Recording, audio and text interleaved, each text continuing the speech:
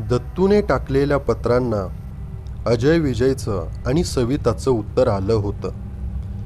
त्यामुळे 7 जणांना पत्र पाठवलेली असताना या 2 पत्रांच्या उत्तराने किमान 2 जण तरी वाड्यावर येतील अशी आशा दत्तूच्या मनात निर्माण झाली होती. जखोबा, अरे उद्या दोघंच येत आहेत बरं का, दत्तू म्हणाला. मी पत्राने 7 जणांना बोलावलं होतं, पण दोघंच येत आहेत. एक विजय किंवा संजय यापैकी कुणीतरी येईल आणि दुसरी सविता. ती सविता पत्रातून म्हणत होती की ती इथे 7-8 वर्षापूर्वी आली होती. जखोबा, तुला आठवतंय का ती आलेली? आणि सविता नाव ऐकताच जखोबा क्षणमात्र स्तब्ध झाला, पण लगेच सावरून तो म्हणाला, मालक, बाई दिसल्यावर कदाचित ओळखू येईल. अहो, आम्हा गडी माणसांना नाव गाव थोडं माहीत असणार, आल्यावर कळेलच. आणि सविता आली. ती अगदी सकाळीच. तेव्हा दत्तू नुकताच सकाळची रपेट करून परत आला होता. टांग्याचा आवाज ऐकताच तो मोठ्या दरवाजाच्या बाहेर आला आणि पाहताच त्याने ओळखलं की ही सविताच असणार. इतर अनेक कपड्यात, अनेक पवित्रात त्याने नंतर तिला पाहिलं असेल, पण त्याच्या ध्यानात राहिलेलं हे सविताचं पहिलं दर्शन आणि ते कायम ध्यानात राहणार होतं. सविताचा टांगा थांबला होता, पण उतरण्याआधी ती एका हाताने टप धरून वाड्याकडे पाहत होती. फिकट बदामी रंगाची साडी आणि ब्लाऊज, गव्हाळी वर्ण, किंचित उभट चेहरा, टपोरे काळे भोर डोळे, सैलसर केस. आणि मग तिची नजर वाड्यावरून खाली दत्तूकडे वळली आणि ती दिलखुलास हसली. एखाद्या जाहिरातीत शोभतील असे सरळ पांढरे शुभ्र दात. त्या हास्याने तो सावळा चेहरा आणखी उजळून निघाला. सविता का? पुढे येत दत्तूने विचारलं. हो, मी सविता. आणि तुम्ही? मी दत्तू, किंवा दत्तोपंत, किंवा दत्तात्रय म्हणा. सविताने जरा विचार केला. दत्तोपंत नको, मी तुम्हाला दत्तच म्हणेन. चालेल ना तुम्हाला? अहो, काहीही चालेल की. आणि एवढंच सामान आणलं? तिच्या एकाच सुटकेसकडे पाहत दत्तू म्हणाला. अहो, पुरे की. 3-4 साड्या पोलकी आहेत. आणि इथे काय लग्न मुंजी आहे का तेव्हा, का कुठली पार्टी आहे? आणि असा कितीसा मुक्काम होणार आहे? दत्तू काहीच बोलला नाही. मनात म्हणाला, बापरे, उगीच विचारलं. आणि सविता एकदम पुढे होत म्हणाली, सॉरी हा दत्त, असं तोडून बोलण्याचा माझा स्वभाव नाही. पण या वाड्यापाशी आले की सतत बचावाचाच पवित्रा घ्यायची सवय झाली होती. माझे शब्द मनावर घेऊ नका. मग दत्तूने टांगेवाल्याचे पैसे दिले. त्याच्या मागोमाग सविता आत आली आणि अंगणातच उभी राहून ती आतली इमारत पाहत होती. दत्त, तुम्हाला इथे येऊन किती दिवस झाले हो? सविता, आता 3 महिने होत आले असतील. वाड्यात फारसा बदल झालेला दिसत नाही दत्त. मी अगदी 8-9 वर्षापूर्वी आले होते, अगदी तसाच दिसतोय वाडा. अहो, मी अजून कशालाच हात लावलेला नाही. चल ना आत. एकेरी संबोधन सहज आलं आणि त्याने विचार केला, तसंही ही माझी दूरची बहीणच नाही लागत का? त्यामुळे एकेरी संबोधलं तरी काही हरकत नसावी. जखोबा, त्याने आवाज चढवून हाक मारली. जखोबा ओसरीच्या दारापाशीच असावा, कारण हाक मारता क्षणी त्याने दार उघडलं. त्याची आणि सविताची नजरानजर झाली. नोकराला न साजेशा धीटपणाने जखोबा आता तिच्याकडे पाहत होता. तिच्या गालावर एक अस्पष्ट लाली चढत होती. क्षणमात्र तिची नजर घसरली, लगेच कठीण झाली. ती बोलली तेव्हा तिचा आवाज ठिसूळ होता. काय जखोबा? अरे, ओळखतोस की नाही मला?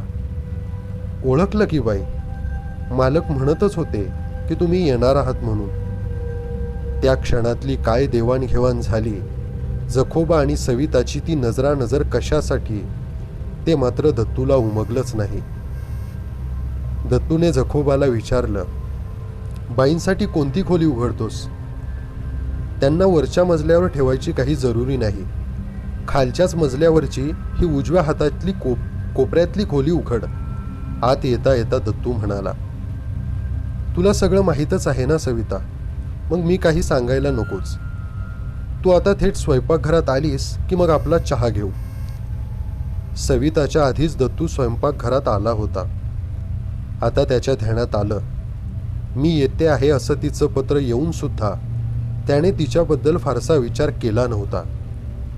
वैयक्तिक संबंधांपासून अलिप्त राहण्याची एक सवयच दत्तूच्या मनाला जडली होती. पण आता त्याला बुजल्यासारखं किंवा सवितासमोर अवघड मुळीच वाटत नव्हतं. उलट तिच्या येण्याची तो उत्सुकतेने वाट पाहत होता. सविता आली, ती पदराने तोंड पुसतच आली. तोवर जखोबाचा चहा सुरू होता. दत्तू आला तेव्हा स्वयंपाकघरात पाटच होते.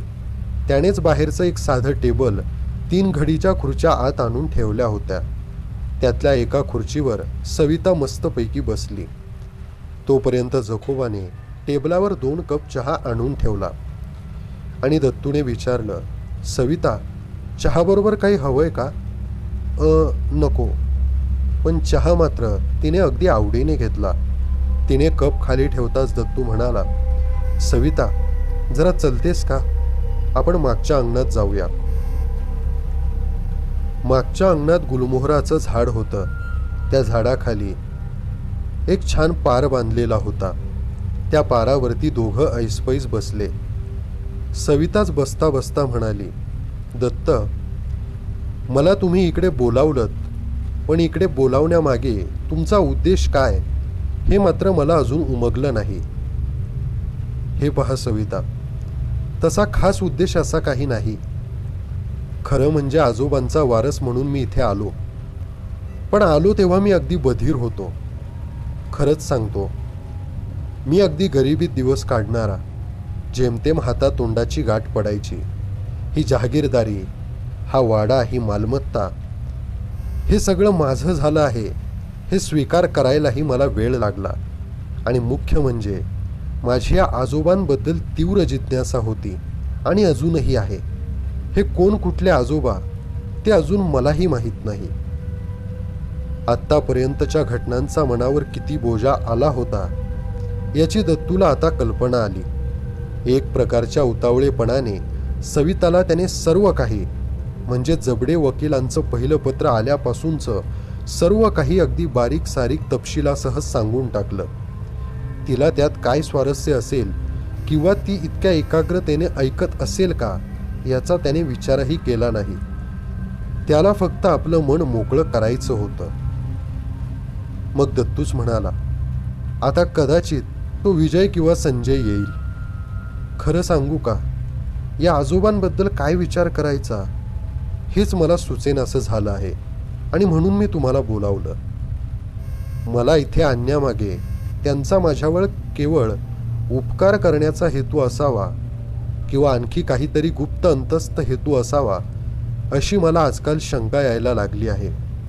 कारण आजोबांचं जे वर्णन मला काही थोड्या माणसांकडून ऐकायला मिळालं त्यावरून आजोबा म्हणजे काही साधी असामी नसावेत असा माझा तरी आत्तापर्यंतचा कयास झाला आहे.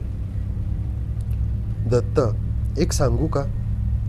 तुमचा आधीचा इतिहास मला माहीत असता तर मी तरी तर्क केला असता की इतक्या कठीण आयुष्यानंतर हातात भरपूर आयता पैसा आला की तुम्ही एकदम विलासी, चैनीचं, ख्याली खुशालीचं, रंगढंगाचं आयुष्य जगायला लागाल.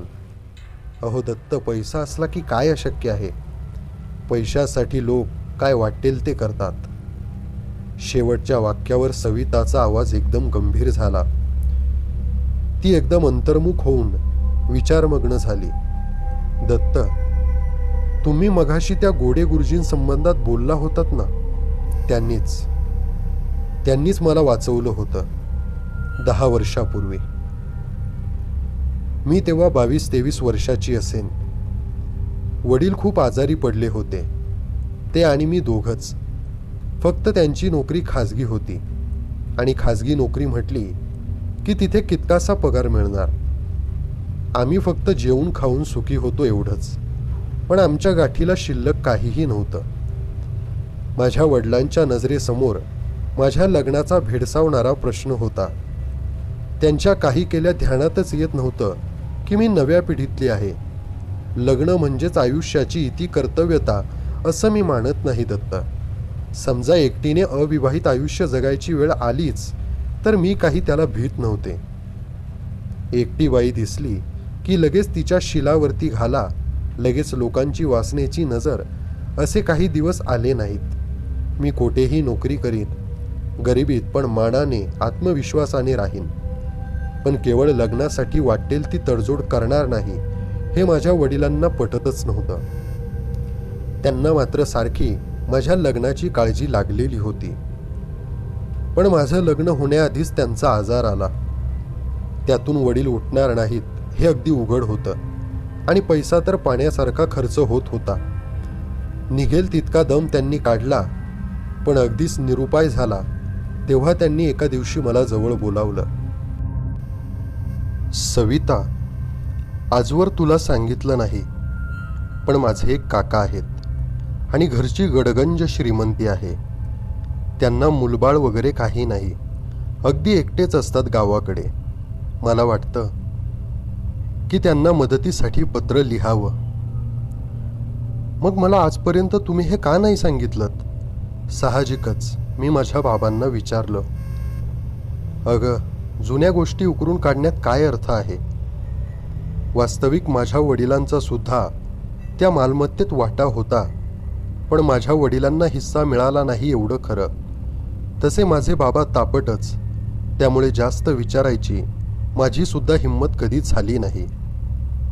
मग सविताने बाबांना विचारलं, तुम्ही या आजोबांना कधी पाहिलंय का? सविता, फार फार पूर्वी एकदा पाहिलं आहे. केव्हा, कशासाठी ते आता आठवतही नाही. माझ्या बाबांनी तर काकांचं घर अगदी वर्जच केलं होतं. उभा चेहरा, फेटा उपरणं, लांब काळा कोट, एवढंच मला त्या आजोबांबद्दल आठवतं. आणि बाबांच्या सांगण्याप्रमाणे मी माझ्या या शिवपूरच्या आजोबांना मजकूर लिहायला घेतला. खाली बाबांनी सही केली. आमची खरी परिस्थिती बाबांनी पत्रात लिहिलीच नव्हती, पण जे लिहिलं होतं ते पुरेसं बोलकं होतं. मालमत्तेवरच्या हक्काचा त्यात जरा उल्लेखही नव्हता. फक्त माझ्या विवाहासाठी काही मदत होणं शक्य आहे का, इतकंच बाबांनी विचारलं होतं. हे सर्व माझ्या मनाविरुद्ध होतं, पण केवळ बाबांच्या शेवटच्या इच्छेखातर मी ते पत्र लिहिलं होतं. एकदा वाटलं होतं पत्र पोस्टात टाकूच नये, पण बाबांची अशी फसवणूक करणं मला अशक्यच होतं. आणि नवलाची गोष्ट म्हणजे पत्र टाकल्याच्या बरोबर 5व्या दिवशी आजोबांकडून मला उत्तर आलं. त्या पत्रामध्ये बाबांच्या प्रकृतीची चौकशी होती. प्रकृती सुधारेल अशी औपचारिक आशा होती. माझी चौकशी होती. वय काय, शिक्षण काय, इत्यादी इत्यादी विचारणा केली होती. माझा एक फोटो मागितला होता आणि एखादं योग्य स्थळ सापडलं तर दाखवण्यासाठी आणि 5,000 रुपयांचा ड्राफ्ट त्यांनी सोबत दिला होता. 5,000 रुपये! अहो, पैसे काय देऊ शकत नाही दत्तोपंत. बाबांना उत्तम ट्रीटमेंट, हवी ती औषधं, नामांकित डॉक्टरांचा सल्ला, एकदम सर्व काही त्यावेळी मला शक्य झालं होतं. आजोबांनी मदत केली आणि आता सर्व औषधोपचार अगदी सहज होणार होते. रुपयासाठी तरसण्याचे दिवस आता गेले होते. मी शब्देवर सांगते, माझा स्वतःचा विचार क्षणभरही माझ्या मनात आला नव्हता. मी पैसे घेतले ते फक्त बाबांसाठी घेतले. सविता हातात तोंड लपून एकदम रडायला लागली. दत्तूला तिचा हा भूतकाळ इतका अनपेक्षित होता की तो क्षणभर तिच्याकडे नुसता पाहतच राहिला. मग एक प्रकारच्या अंतःप्रेरणेने तो पुढे झाला. तिच्या खांद्यावर हलकेच हात ठेवत तो म्हणाला, सविता, प्लीज आवर स्वतःला. जे झालं ते झालं. आता या शोकाने काय साध्य होणार आहे? त्याच्या स्पर्शाने जणू काही आतला एखादा बंधारा फुटावा तशी सविता फुटली. सविताला काही केल्या हुंदके आवरत नव्हते. एकटीने राहीन, कोणाची फिकीर करणार नाही असं म्हणणं सोपं असतं दत्त, पण सगळं एकटीने सोसायचं, सगळं मनात ठेवायचं, मन मोकळं करायला कोठे एक म्हणून जागा नाही. तिच्या खांद्यावरचा हात तसाच ठेवून दत्तू म्हणाला, सविता, माझ्यावर विश्वास ठेव. तू जे भोगलेस ते मी पुरं जाणतो. माझ्या अनुभवाने मला ते कळतंय. पण आता आपण एकमेकांना मदत करायला आलो आहोत ना, मग पुस ते डोळे. सविताचे हुंदके कमी झाले. पदराने डोळे पुसत तिने मान वर केली आणि चेहऱ्यावर एक क्षीणसर हास्य पसरलं. खरंच त्या गोष्टी जुन्या झाल्या. पण देवाशपथ सांगते दत्ता, पैसे बाबांसाठी घेतले होते. त्यांना काकांचे केवढे उपकार वाटले त्यावेळी. पण जणू ते पैसे डागाळलेले होते, अगदी विषारी होते. माझ्या बाबांची प्रकृती पैसा असून उपचार असूनही पाहता पाहता ढासळली आणि जी ढासळली त्यातून बाबा परत कधी उठलेच नाहीत. तिच्या आवाजात पुन्हा कंप आला होता. पण तिने स्वतःला सावरलं. आपण कुठे आहोत, कोणाशी बोलतोय याचं तिला भान होतं. दत्त, त्यानंतर सर्व पैसे संपून गेले. बाबांच्या निधनाची वार्ता मी शिवपूरच्या आजोबांना पत्राने कळवली. पैसे पाठवल्याबद्दलचे आभारही लिहिले. बाबा गेले होते. ते घर मी सोडलं. तिथे राहणं मला आता अशक्यच झालं असतं. मग नोकरी, त्यासाठी शोधाशोध, चौकशा, अर्ज, हेलपाटे, मुलाखती. वर धीटपणाचा कितीही आव आणला तरी आता सांभाळून राहणं मला क्रमप्राप्तच होतं. पण माझं नशीब चांगलं होतं. ज्या लेडीज हॉस्टेलमध्ये मी तात्पुरती राहायला गेले होते तिथेच मला एक नोकरी मिळाली. फायदे होते, तोटेही होते, सुरक्षितता होती. पण आता माझं जग मर्यादित झालं होतं. हॉस्टेलचे सर्व नियम आधी मला काटेकोरपणे पाळावे लागत होते. तेव्हाच मी इतरांवर त्यांची सक्ती करू शकत होते. आता माझं आयुष्य एकांगी झालं होतं. पण हे एकांगी आयुष्य, ते हॉस्टेलचं जीवन, ही वाट मी अगदी स्वखुशीने स्वीकारली होती. आणि दत्त, यानंतर काही महिन्यांनंतर मागचं सारं मी विसरून गेले होते. लग्नाचा विचार सुद्धा मनातून काढून टाकला होता. कायमचा नाही, पण त्यावेळेपुरता तरी मला लग्नाचा विषय नको होता. आणि एकाएकी एका दिवशी आजोबांचं पत्र आलं. अगदी जाड जुना कागद, काळी भोरशाई, अगदी वळणदार आखीव रेखीव अक्षर. मला काही दिवसांसाठी आजोबांनी शिवपूरच्या वाड्यावर बोलावलं होतं. पत्र अगदी औपचारिक होतं. त्यात भावनेचा ओलावा नव्हता, पण श्रीमंतीचा गर्वही नव्हता. सर्वस्वी अपरिचित पण जवळच्या नातेवाईकाला असंच पत्र लिहिलं जात असावं. खरंच मीही हॉस्टेलच्या एकसुराच्या आयुष्याला आता कंटाळले होते. काही दिवस सुखात आरामात विनावेदनेचे गेले होते. आणि आजोबांचं काहीतरी ऋण होतंच माझ्यावर. आणि हे तथाकथित गर्भश्रीमंत आजोबा आहेत तरी कसे, हे जाणण्याची एक उत्सुकताही माझ्या मनात त्यावेळी तयार झाली होती. केवढी असेन मी तेव्हा दत्त? जेमतेम 23-24 वर्षांची.